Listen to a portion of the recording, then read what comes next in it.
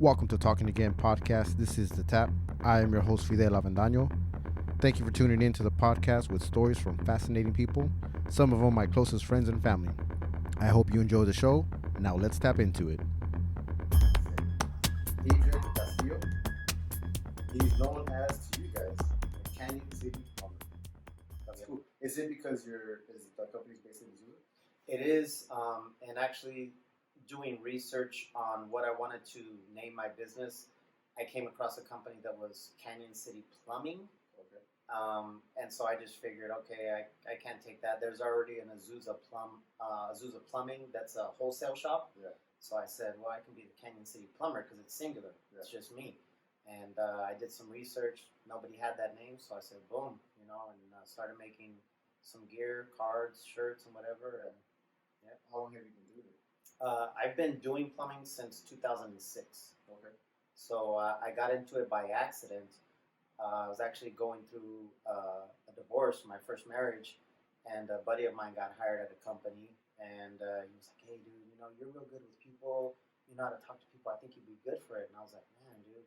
He got hired for a company out in Van Nuys. Yeah. And, I'm living out in this area, and I was like, man, that's a drive. But so, what, screw it. I was living in my garage, just trying to stay close to my daughter. Went out there and interviewed. The boss loved me. Said, hey, man, there's a job here if you want it. And I said, I was selling motorcycles at the time.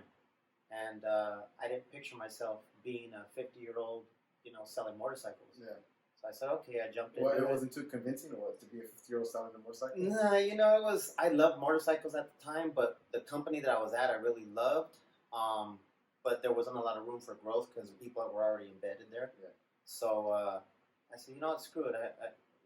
I'll jump into plumbing, and I did, and I did really good. I got a really, really good review from somebody within the first week, to where the owner of the company called me, like, hey, dude, congrats on this review, and I heard it was a hard customer and this and that. And I said, well, I have a certain way of how I can talk to people. Yeah. I've done a lot of sales in my life. I've done a lot of, obviously, growing. And I know how to talk to people, whether it's a teenager, a 70-year-old, anybody in between. And that's what I take pride in, When you say that you got into plumbing, you're a good talker, you talk to people. You got in as a salesperson first? No, I got in as a technician. They trained me. They interviewed me to see, what I knew, and I was in my early 30s, and so the boss was like, "Well, you're kind of a little bit older than, first timers, but you're bright, you talk well, you're clean," and so I took on the position. I started learning, and I really liked it. The only problem was that I was really far from my daughter, so I asked for a transfer, and when I transferred, they transferred me to the Chino office. And then, the economy took a crap. Right. And 2007. Yeah. And so it was real bad. So I was kind of like, man, what do I do? And, I bounced around for a few years on different, jobs and that. And then finally I just said, man, I got to get back to plumbing. Yeah. I just saw an enormous potential for it, and I did. And there I am.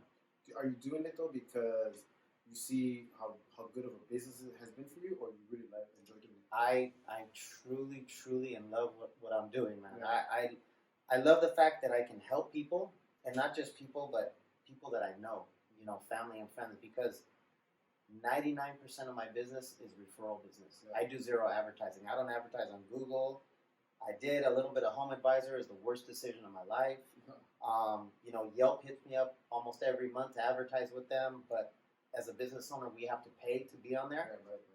So I love it. I do all right, and I feel that I'm not only helping people solve their plumbing issues, but I'm helping them save money. Yeah. I've been to several jobs where they're big, huge jobs where we have to either repipe a house or replace a sewer line. And, I've had people ask me, like, dude, I just had this company here, and they're saying $20,000, $24,000, and you're saying for the same job you can do it for like $8,000 or $9,000? How is that possible? Yeah. And I explained to them, well, first of all, when you call a residential plumbing company, 98% of them are commission-based. Mm-hmm.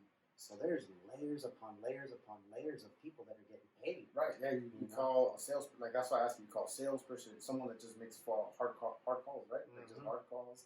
the salesperson goes out there, writes his estimate, and then from there they gotta contract the plumber. Yeah. It's just Well, and not only that, like a lot of them work where they send the technician. They'll send like a new booty, and he'll go out there. Yeah, he'll go out there and oh man, I can't clear this drain, and I'm gonna have to call my supervisor. It's not really a supervisor. That's a closer. Yeah. You know, that's a sales guy. He comes in here and, hey Fidel, man, your sewer line's really bad. You know, we're gonna have to do this. You know, we're gonna have to do a pipe burst. We're gonna have to do a liner, and you're like, oh man, well, how much is it gonna be? Oh, it's gonna be $15,000. Well, I don't have $15,000. Hey, don't worry, Fidel, don't worry. We got financing available. Yeah, I've had that already, dude. See? They came in, they put the little camera in there. Yeah, man, it's it's crazy, man. I mean, I jumped around purposely to a lot of companies, not just for more money, but to learn the business. And I've been with quite a few companies, and there's some dirty companies out there. Man, I don't want to mention any names because that's not right, but there's some companies out there where they actually make you learn a script so that you can get the sale. Worst, man. That's like dirty. That reminds me of like MLMs, you know, the major level marketing, or whatever it's called, right? The multi-level? Multi-level. It's the same thing. That hey, study this script, make these calls. This is exactly what you say, and you never go wrong. Yeah. I hate that, dude. Yeah, it's the worst. There's nothing like talking to someone and they feel the honesty coming from somebody, you know. And that's the good thing about my business is, like I said, 99% of it is referral.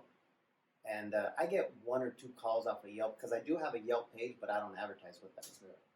And so it's, you know, I already have that rapport because people have been referred to me. Hey, I heard good things about you. Hey, this, you know, that. And so I already have a rapport, and I go over there and I'm just honest with them. You know, I've been to many, many jobs where they're like, hey, I have this plumber out here, and he's saying I got to replace my whole sewer line. You know, it's backed up twice in 6 months, and you know, can you run your camera? I run my camera. I'm like, man, you just need a little repair right here. That's it.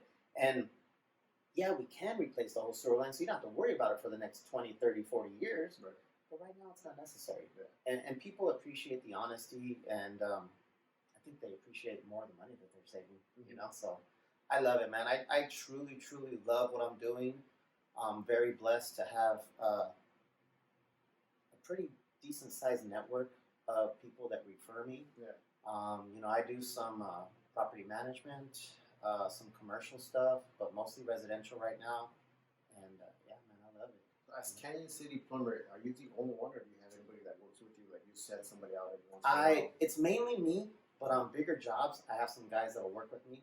I have a couple of guys that are really good, and you know, they work really fast. We did a repipe the other day at a friend's house, condo out in San Dimas, and I told him it could be anywhere from 2 to 4 days, just depending on demo, how much drywall we had to cut, how much we had to patch. And I'm the type of person that I'll tell you 2 to 4, because I'm not going to tell you 1 to 2, and then we're there 3 or 4 days. Then you're like, hey, what the heck? You know, I would rather tell you 2 to 4, and we're there 1 to 2 days. And so, yeah, we knocked it out in a day and a half. Yeah. You know, and the guy was like, dude, that's crazy. I thought you guys would be here at least 2, 3 days, if not 4. And I'm like, man, we hustle, man. That's good customer service. You always have to, like, what is it, under promise and over deliver. Yeah. Right? And not only that, you have to be honest, and you have to be punctual. You know, that's the one thing, is that my phone is always by my head. So, and you know the times that we've communicated, I'm usually I'm on it, man. You know, and a lot of people. Even when I'm on the road, hey, my ETA is 15 minutes. Hey, my ETA is 20. And I get to the house and I'm like, man, dude, I really appreciate, you know, because everybody has lives. And people appreciate that you're punctual and that, you know, you respond to them in a timely manner, right? You know, and I just want to say sorry to some people that I may not have gotten to over the last couple of days, because I did get some calls today like, hey, dude, you forgot about me. And, you know, I get brain farts every now and then, and I forget to write it in my calendar, you know, so, yeah, I apologize. It's you know, they say time is money, right? And even though now we have that, everyone stay at home, we definitely have way more time. I know I have way more time, especially now because of baseball, right? Our kids are playing baseball, so that sucks. We'll get into that later, but we definitely have more time. So for you to make the time, because you know people are going to expect you there now that they're at home, working from home, and that's cool that you're able to, like, again, communicate. That's the key. Yeah, it goes for anything, really. Yeah, no, communication. I wrote down Yelp because I wanted to get back into it. I talked to somebody probably a year ago, my buddy Driscoll Kid, When we were talking about Yelp, how they're like A scam, a scam. man. So Can I give you my story on please, Yelp? please do. Yes. Yelp is, for the business owner, the Yelp is dirty. Right. So I created my Yelp page about a year ago. Yeah. And I did put on Instagram like, hey, I created a Yelp page, and if I've done work for you, I would appreciate a review. And I got 8 5-star reviews within like a 10-day period. Yeah. So then within probably 3 weeks of that, Yelp started calling me, hey dude, you created your page, and yeah, we'd like to increase your customer flow, and yeah, we can get you more customers and customer this, customer that. Yeah. I'm like, well, honestly, I don't need you right now. I just created it just in case, you know. Oh well, yeah, you know, and it's gonna be $450 a month, and I'm like, I ain't got $450 a month to throw away for customers that I can't even really service. Customers that you're already getting without promoting your advertising. And that's what I told him. I said, I don't really need your services. I just created it just because. And if I pay you $450, then I gotta charge customers more. Yeah. Because that's the way that advertising works, and that's why my prices are kind of where they're at, because I don't have to pay anybody to advertise. Yeah. You know, again, it's all referral. And man, they wouldn't stop calling. They wouldn't stop calling. So I would say within 5 or 6 weeks of me creating my Yelp page and me getting the reviews, every one of my reviews got deleted. They got non-recommended, not even deleted, non-recommended. Non-recommended. And then slowly but surely, like one would come back. Another one would come back. And then I got another salesperson. Yeah. And then another salesperson called me, hey, you know, so we want to increase your customer business. And yeah, so what do you say? I'm like, no, dude. I go, how is it that I created this Yelp page? I got these reviews. And as soon as I declined your sales pitch the first time, they all got deleted. Yeah. And they're like, well, it's the algorithm of our software. I'm bullshit. Get out of here with that algorithm. And then I got the algorithm that you created. Yeah. And then I got a call from that second salesperson again. Oh, well, don't you think that if I just had a magic button to push that I could get all your reviews back, I would? I'm like, no, because then you'd have a major lawsuit on your hands. Yeah. Because then you would be holding my reviews as ransom. Yeah. And then she was just like, oh. Like, I messed up. Like, yeah, I was like, man, dude. So, yeah, they've been calling me nonstop. And it's like I tell them, like, maybe in the future I would have to use Yelp, but right now, thankfully, I have no need to. Yeah, I even tried to, he was telling me, like, horror stories of that, but I even tried to create, like, a hashtag for that, like, just get the Yelp out of here. Mm-hmm. Yeah. But that's crazy. I hate that, dude. I hate that they do that. No, I did. Home Advisor is even worse. That was another one. Home Advisor. Oh my gosh, I literally was negative about $900 with them because there's a sign-up fee for Home Advisor, or registration. It's a registration fee that they call it, and so I was like, yeah, screw it. You know, let me just try it. I heard some good things about it, but the thing with Home Advisor, for the consumer, it's good. For the businessman, if you don't have a lot of business, it's good. Because if you're just on your phone, like, oh, you're waiting.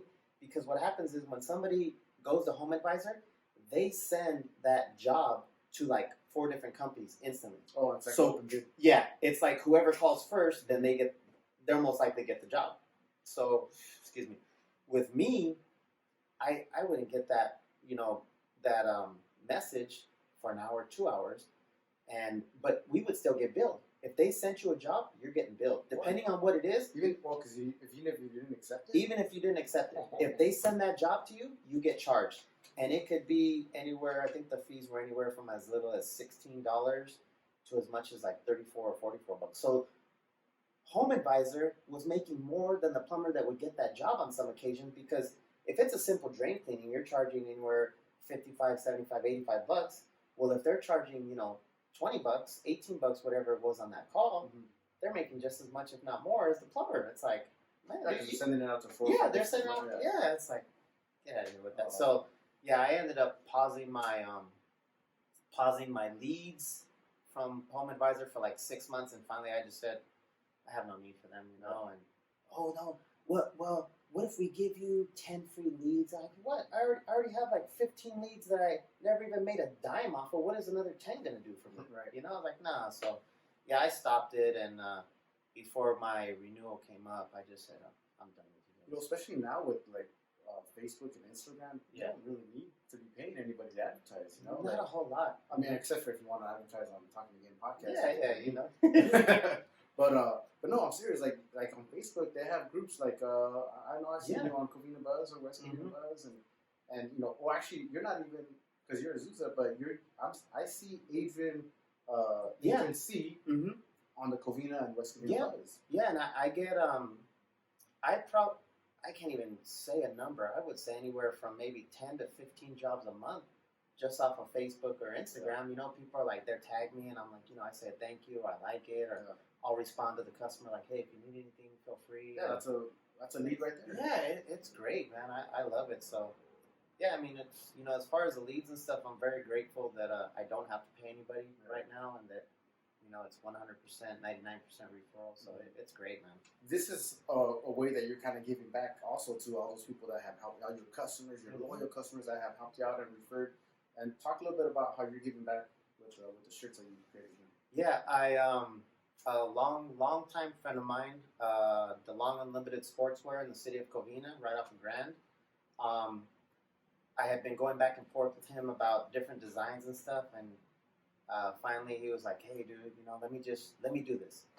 And I said, "Okay." And he came up with a design. I did a few minor changes, and thankfully everybody's loved it. And so we just came to an agreement where it was like, you know, he didn't charge me for the shirts, and in return I would do some plumbing work for him. Yeah. And I was like, dude, that works out great. You know, I appreciate that. And they were actually sitting in his shop for like a week or two. He's like, hey, did you pick up the shirts yet? I was like, you didn't tell me they were ready. And he's like, oh man. And I was excited because I remember it was a couple Sundays ago, and I went and picked them up first thing Monday morning, and oh man, it was great. It was such a great feeling to see them, and I posted them right away, and people were like, hey, I'll take a large. Actually, yeah, how much? I think I threw you my size on it. Yeah. And I was, you know, I kept telling people, messaging them private, like, I'm not selling them. No, I'll buy them. I'm like, no, I didn't get charged for them. Yeah, I'm doing work, but I wouldn't feel right charging you for something that in reality I didn't pay for it. And not only that, it's free advertisement. Yeah. You wear it out in the streets or something. It's like I was telling you, my uncle wore a shirt to the grocery store. Right, yeah. And some guy came up to him and was like, hey, dude, how do you know that guy?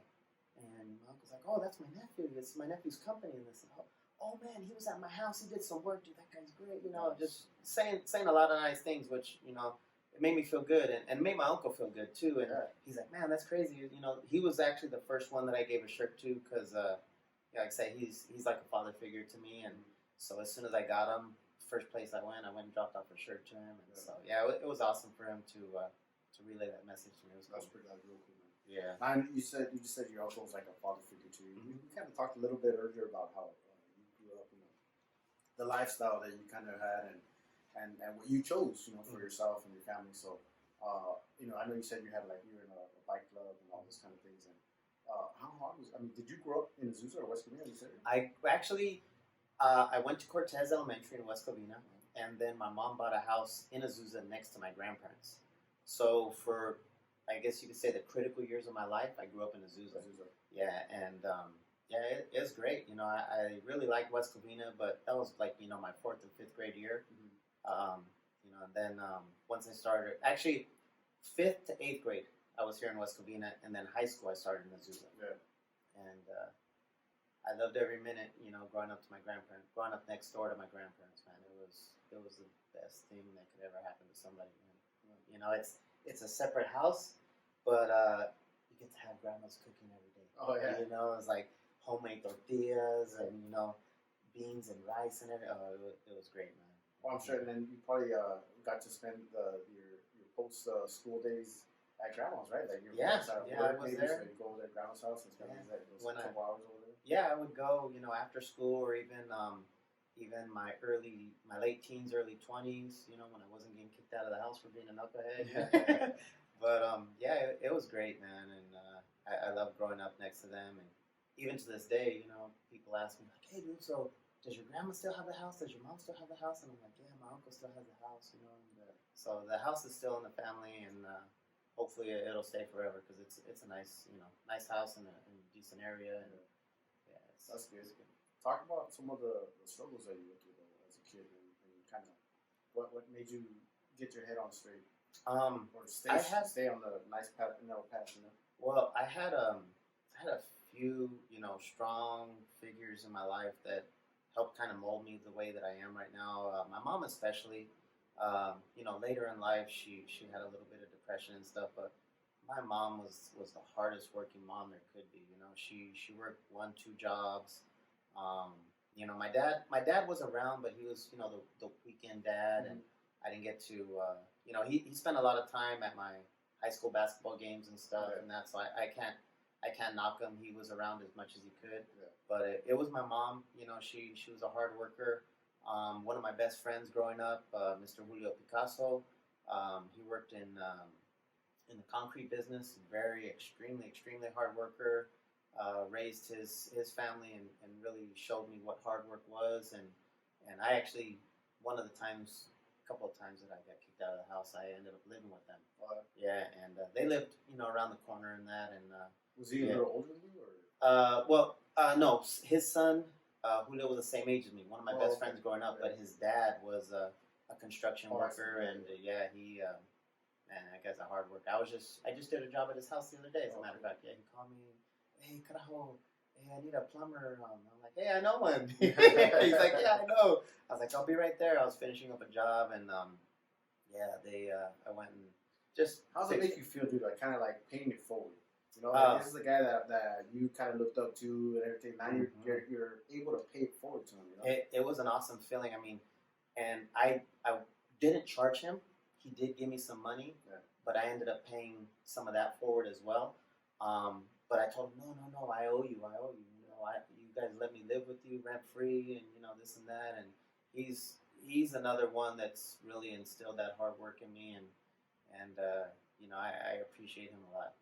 He's like another father figure to me. So yeah, that's just time and time I talk to different people, and that subject comes up of the hardworking people around you, because a lot of times we always say, or I've heard is as parents or just adults around the family or whatever, they say don't do what I do, is do what I say. And no matter how much you say that, it's not true. It'll never pan over, because kids look at you and they do exactly what you do. What you do. Yeah. It's not what you say, what you tell them to do. It's what you do. It's what you did. And that's just what it is. So same thing. My dad, hardworking dude, always worked till he had a heart attack and just couldn't do it anymore. And he's retired now, but he instilled that in me. The hard work. I've always known that. And sometimes maybe it's to my detriment, where it's I feel like I have to break my back to earn a check, when there's easier ways of doing it. But you do feel a little bit.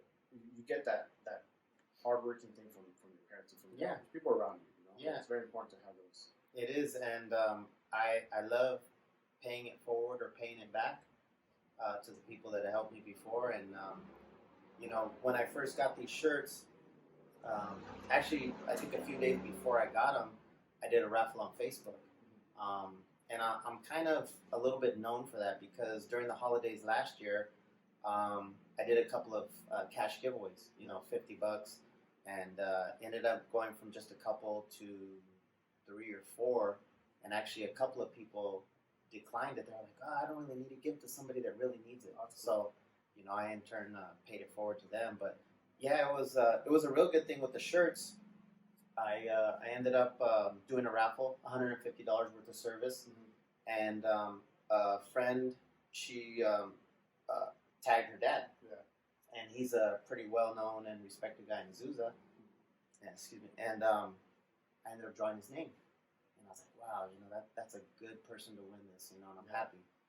And I didn't know how soon he was going to need some work, because of the whole coronavirus. I didn't know if they want me there or what. And he ended up calling me and was like, hey, dude, I got a toilet clogged, and, can you come in? Yeah, no problem. I went over there and fixed the problem, cameraed the line, did whatever I could reset the toilet.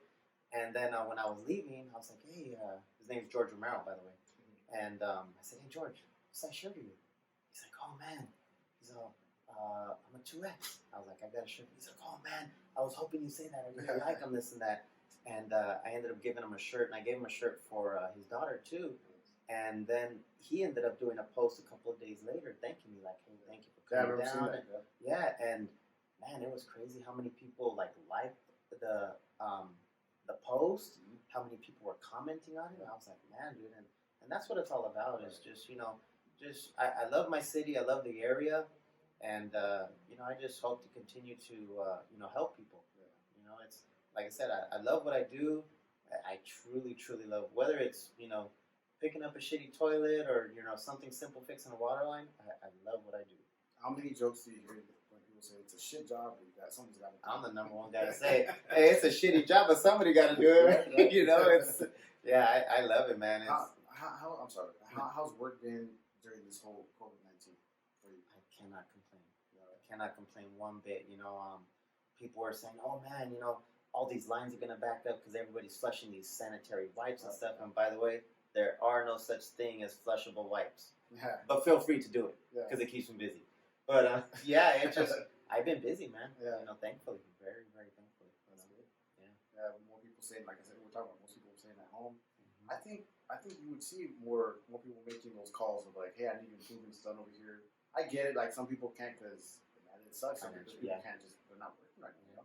But for those that are, it's good for them to take advantage of it now that they're home and they can get work done.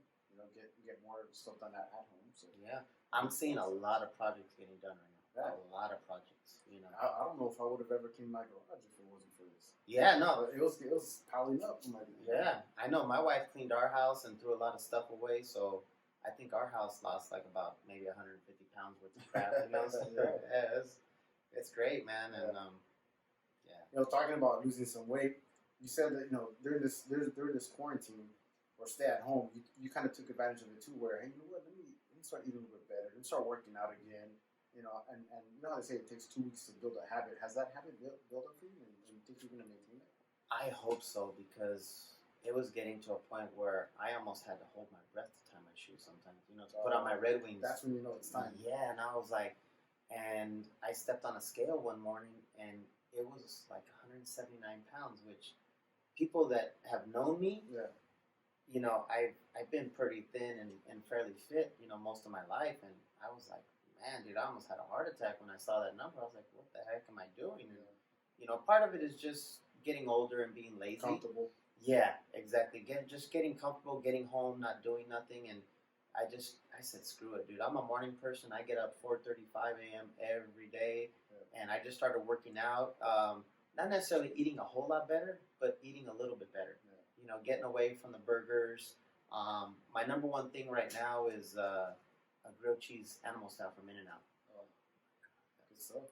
Man, that is good stuff. Oh man. Right. And I haven't had because you like the taste, or you don't eat meat. No, I eat meat. Oh. I love that taste. It's that sauce, that spread. Yeah, that spread is magic. And so I started eating poke bowls.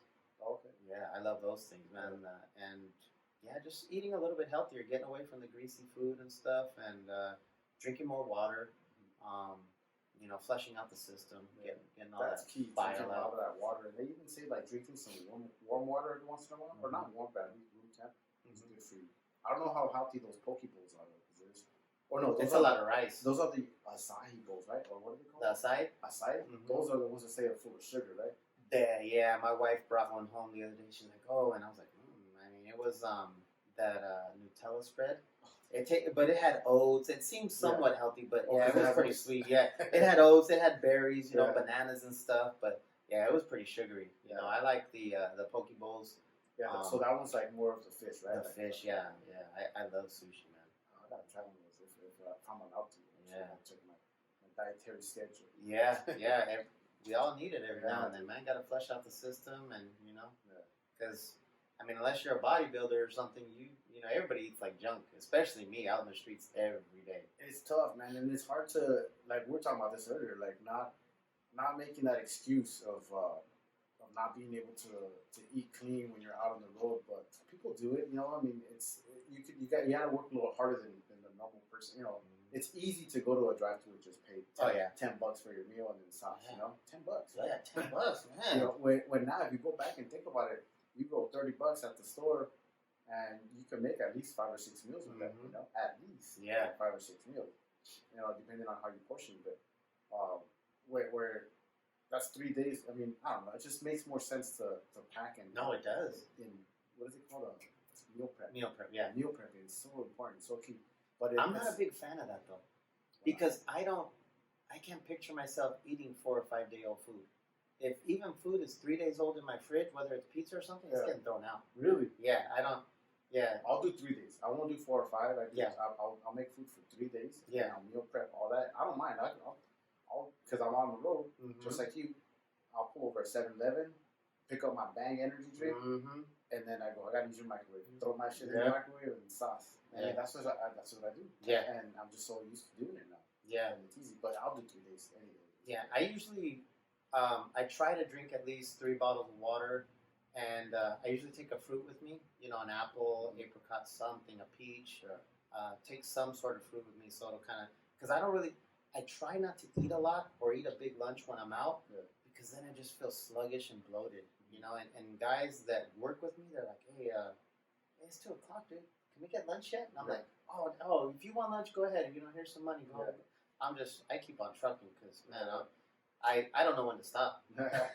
I'll eat a double, you know, something, and then all of a sudden I'm like, "Oh." Well, that's when they say you're supposed to have it like before 3 o'clock, right? Have a nice, good size portion size meal, and then work through it. Because when you get home, what do we do, right? Most of the time we just hang out, sit down, and watch the game. Not that we can watch games right now, but most of the time you sit down, watch a game, and you don't get any exercise. Yeah, that's when it's tough. But how do you feel about that, man? Not sports and no entertainment. I mean, I've been watching some UFC. Thankfully, that was a good card, Dana. Yeah, that's a good card, man. All 3 of those cards, they were great. Yeah. I didn't see the Wednesday one during the middle of the week. I'm gonna go back and look at that on demand, but I missed that. I bought the pay-per-view, and we had our compadre, comadre over for the first one. The first pay-per-view, Ferguson Gaethje. Yeah, the whole card, dude, from beginning to end. Oh my god, phenomenal card. Yeah, it was. That was a really good job, you know, and good fights all the way through. Even I watched most of the prelims, and then I either went to get food or I looked at a job real quick. I forget. But when I came back, I recorded it, and even my wife was like, "Oh my god, you see this guy and his face was all bloody and this and that." Yeah, it was a great fight. What did you think of that Ferguson Gaethje? Did you see that coming? Ferguson is just that was a surprise, dude. Yeah, I thought Ferguson. He was on a roll. I thought he was gonna win. Gaethje just, you know, for me, kind of came out of nowhere and just he pulverized him, dude. Yeah. I mean, I was surprised because a couple of times when he hit Ferguson and Ferguson got all, you know, giraffe legs and man. Well, Ferguson's a beast. He's not gonna quit. Yeah, he's not. You know, I think for me, when I saw it was the key thing was Gaethje, and this is when they say that he's coachable, right? When he got clipped, and I was like, oh shit, he's gonna take him out. He made some adjustments. And then that was key for the remainder of those rounds. I think it was 3 more rounds after that, because that was the second round when he got clipped. Those next 3 rounds, he made the adjustments and just took over. Yeah.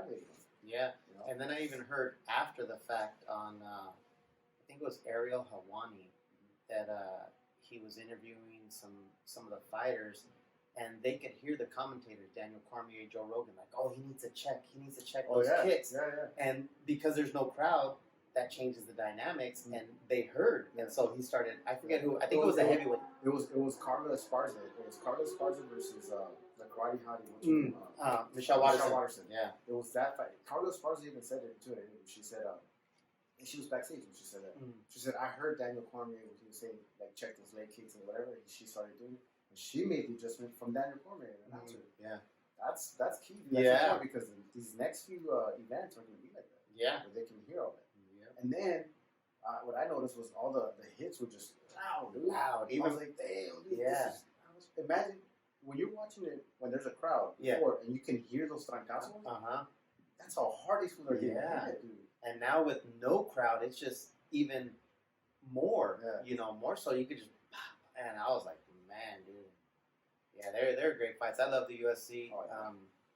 Listen to us. We're talking like we're MMA experts over here. Yeah, I've been to a few UFC fights. It's been a lot of years. Yeah, I was actually at the UFC when Rampage beat Liddell.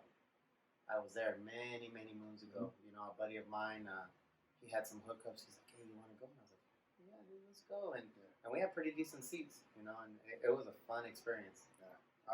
It's super. It was great. I've only been to one in Anaheim, and that was when King Velasquez fought Brock Lesnar. Oh, man, I miss King. You know what? Yeah, that dude. I miss Brock too, though, himself up. because Brock was a lot of people didn't like him. I'm a wrestling fan. Yeah, I watched WWE. I used to. I mean, not as much anymore, but I miss watching Brock. Yeah, man, that guy. Hey, he's an entertainer. Yeah. You know, whether it's WWE or the UFC, he was an entertainer. And man, when he would hit you, oof, man. Yeah. Him and I remember Shane Carwin. Oh yeah. When he fought Shane Carwin. 4X gloves. It was like as big as my foot, man. I was like, I've been watching the UFC since, man, probably at least the last 15 years. You know, I was going to fights and stuff, and I trained a little bit in jiu-jitsu, just off and on, and I loved it. Yeah. Gi or no gi? I prefer no gi. No gi. Yeah, because people don't wear gis in the streets. Well, in tournaments, they do wear shirts and jackets that you can use like the gi, right? Yeah. That's why they. But I'm not trying to fight anybody in a business suit.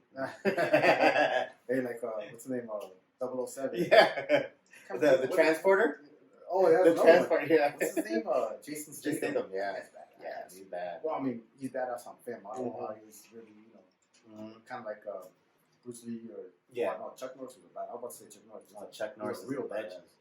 He's a real badass. I love all the Chuck Norris, the isms. Oh yeah, I love those isms. The memes that they create. Chuck Norris is bad, man. Before him was Charles Bronson. Remember that? Yeah. Charles Bronson. He wasn't. I don't think he was much of.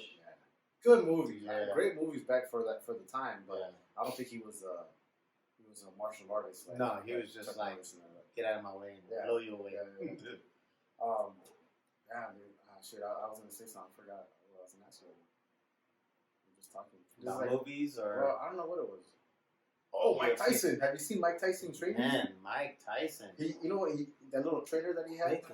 Yeah. I'm back. Yeah. Oh, dude, I got chills. I'm getting chills. Yeah, man, Mike Tyson, and I don't know if that's just like BS or he's really coming back. I don't know, but I mean, he's been hanging around Dana for years and years and years. So, he's has that boxing promotion, right? Azusa Boxing. Yeah.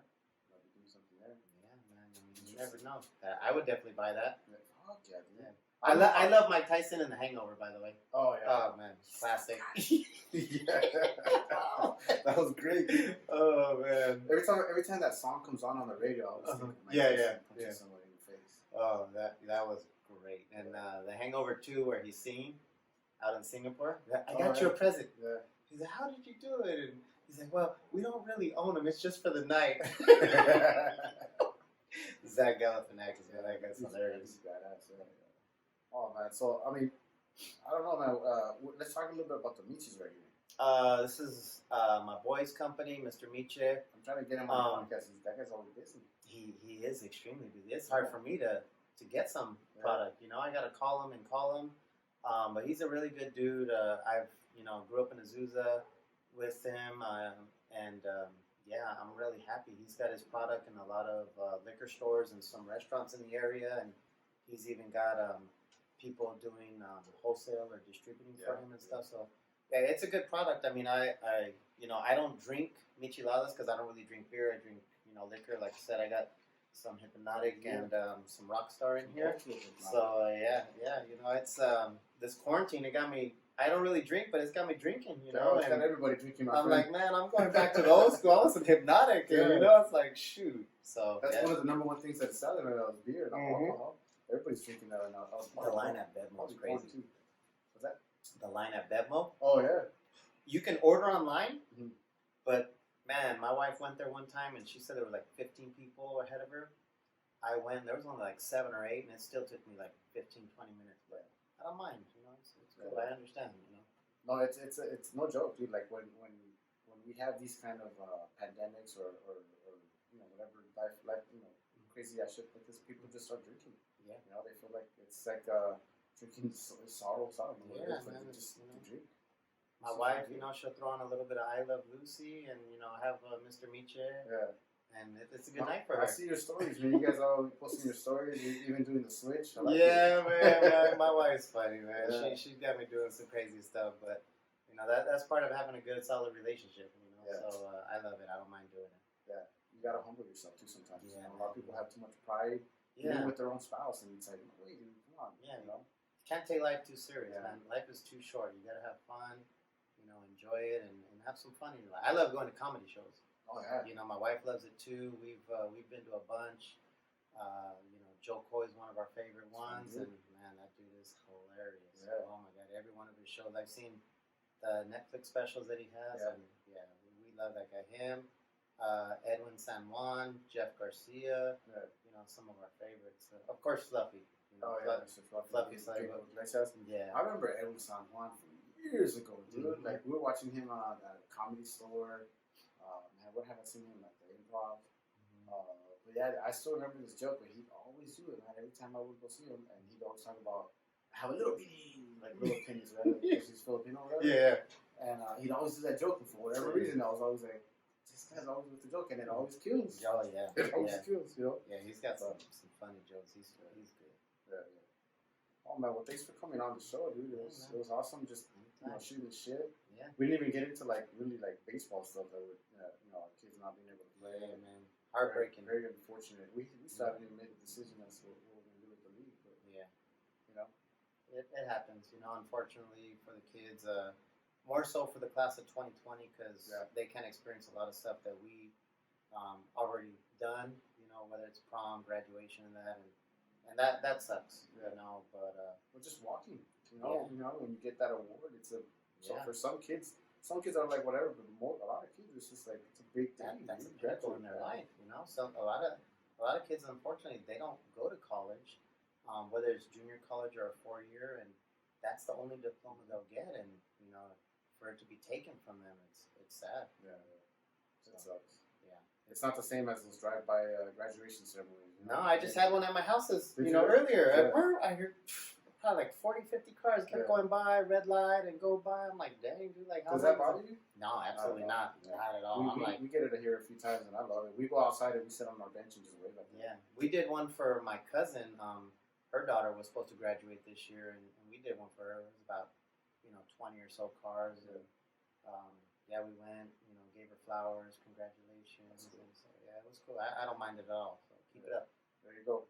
Well, for the class of 2020, for all you guys looking for some work, some plumbing work, this guy right here, he'll clean your pipes. Yep, definitely. That's another one of those puns. Right? Yeah. All right, again, this is Fidel from Talking Again podcast here, closing out the show with Adrian Castillo. Canyon City Plumber. Appreciate you guys. All right, another episode of Talking Again podcast is in the books. Please don't forget to subscribe and hit the notification bell so you can stay up to date. If you enjoyed the show, please tell your friends and family so you can share the experience. Now, it's time to close out the tap.